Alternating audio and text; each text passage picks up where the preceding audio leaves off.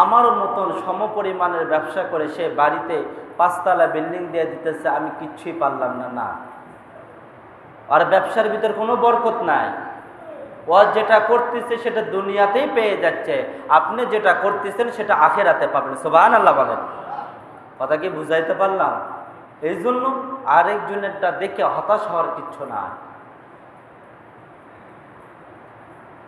আরেকজন ব্যবসায়ী নামাজ পড়ে না, কিচ্ছু করে না, তার ব্যবসার ভিতরে এত লাভ আর লাভ, তার দোকানে শুধু কাস্টমার আর কাস্টমার, আমার দোকানে কিচ্ছু নাই। আমি 5 ওয়াক্ত নামাজ পড়ি, আল্লাহ তাআলার হুকুম মেনে চলি, বিসমিল্লাহ বলে দোকান খুলি, মানুষদেরকে ঠকাই না, আমি কেন লাভবান হইতে পারতেছি না? হতাশ হওয়ার কিছু নাই।